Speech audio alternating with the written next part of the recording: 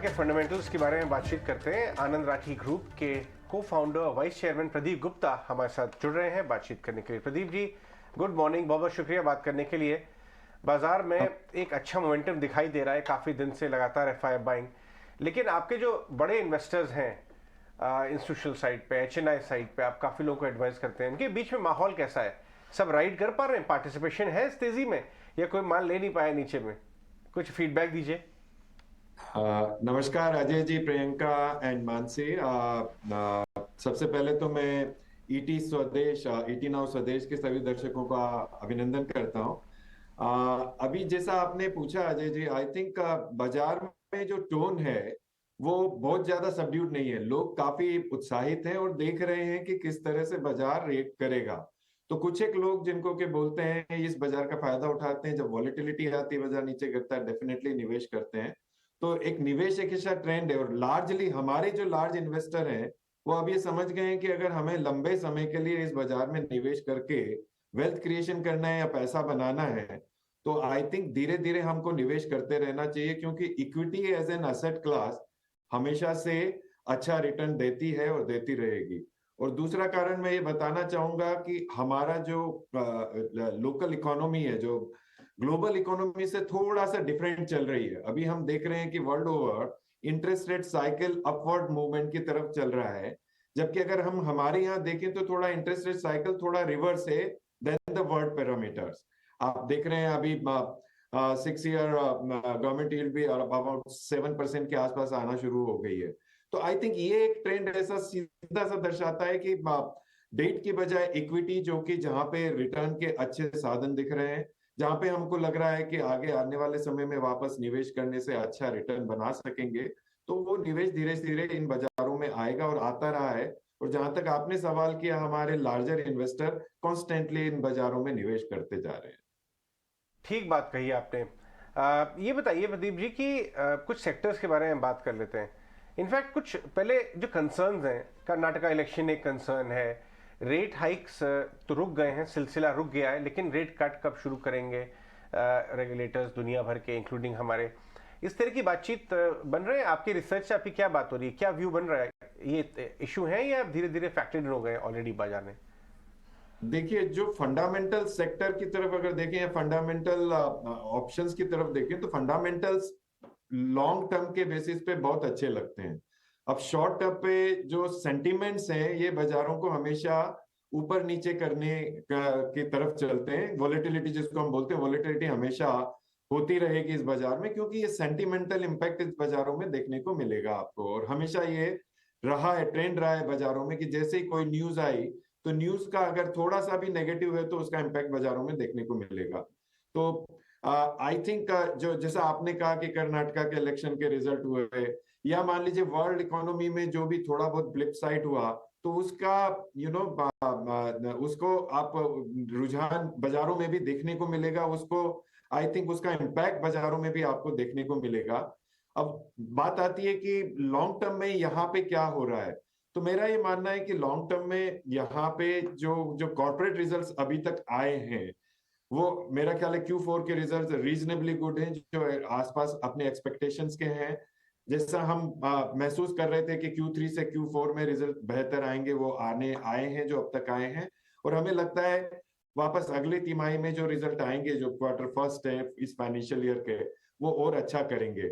अभी हमने देखने को मिला है कि जो है टॉप लाइन या सेल्स ग्रोथ जो है थोड़ी सबड्यूड रही है, बट जहां तक सवाल है बॉटम लाइन का, जहां पे प्रॉफिटेबिलिटी का सवाल है, सबने अच्छे रिजल्ट दिए हैं। तो ये एक अच्छी पॉजिटिव दर्शाता है।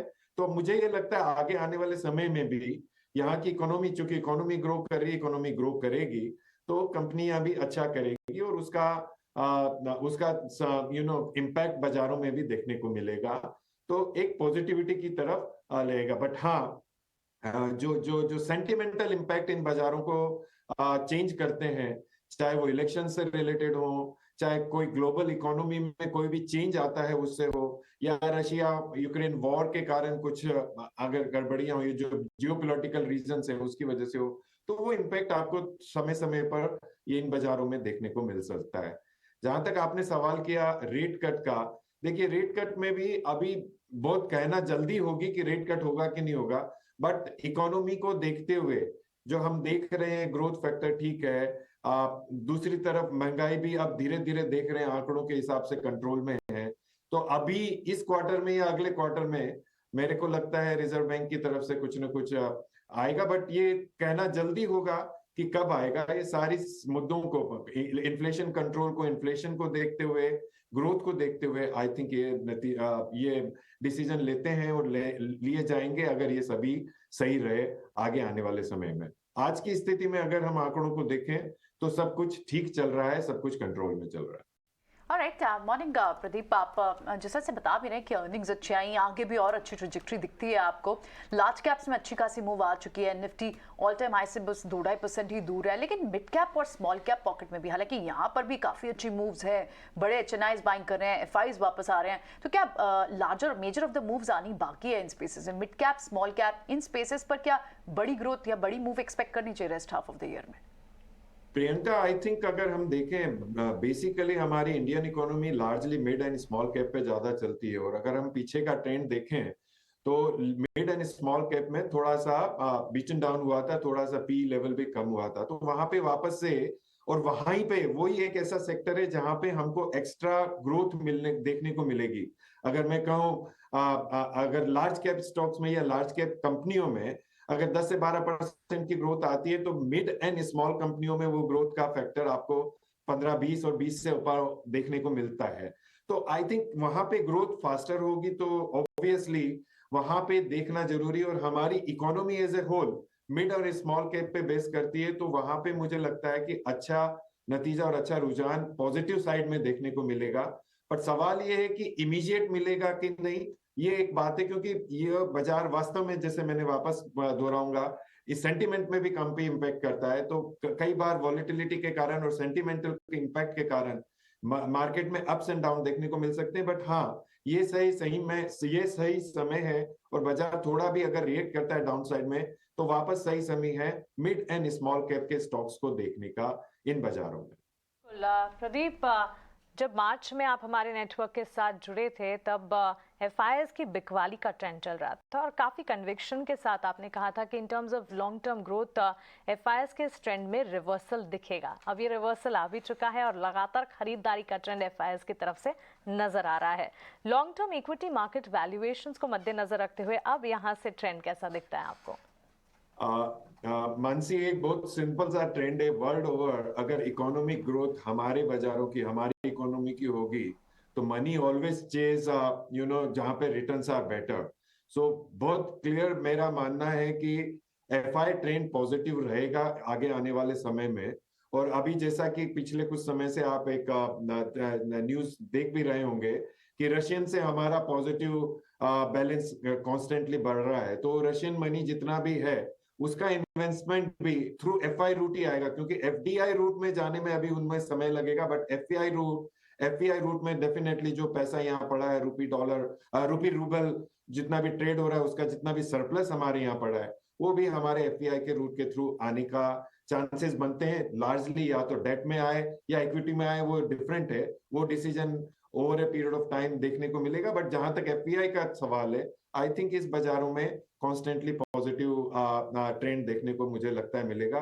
उसके रीजन सिंपल हैं, यही बाजार ऐसे हैं जो कॉन्स्टेंटली ग्रो कर रहे हैं, यही बाजार ऐसे हैं जो कॉन्स्टेंटली रिटर्न दे रहे हैं। राइट, आपने ये जो मिड कैप स्मॉल कैप पे एक बात बोली, बहुत ही शानदार लगी कि mid cap small cap true representation है हमारी इकोनॉमी का, और वो रिफ्लेक्ट करते हैं और वही प्ले है एक तरह से। अगर आपको डोमेस्टिक इकोनॉमी खेलनी है तो आपको मिड कैप स्मॉल कैप खेलना पड़ेगा।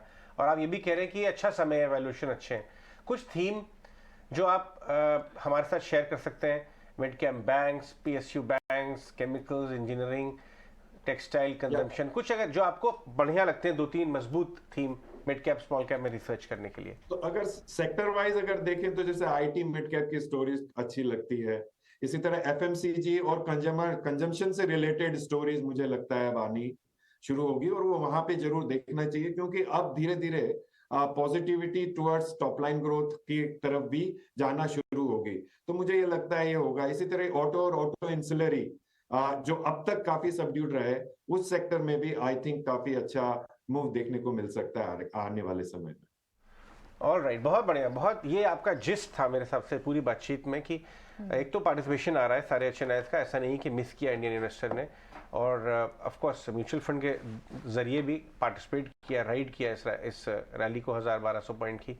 और दूसरा मिड कैप स्मॉल कैप निचले स्तर पर खरीदारी करनी चाहिए, ऑटो एंसिलरी ऑटो और मिड कैप आईटी, ये आपका बहुत कॉन्ट्रा कॉल है। आईटी से लोग अभी भी सहमे हुए हैं, बट मिड कैप आईटी चलना भी शुरू कर दिया। अभी हम थोड़ी देर पहले बात कर रहे थे परसिस्टेंट फॉर एग्जांपल और केपीआईटी, ये अपने इन्फोसिस के रिजल्ट डे पे 10-10 नीचे थे %, उस पॉइंट से 17 तारीख से अब तक 20-20% रिटर्न ऑलरेडी आ चुका है। तो मिड कैप आईटी में वैल्यू बाइंग शुरू हो रही है और उसी की बारे में बात कर रहे हैं प्रदीप। बहुत बहुत शुक्रिया आज हमसे बात करने के लिए।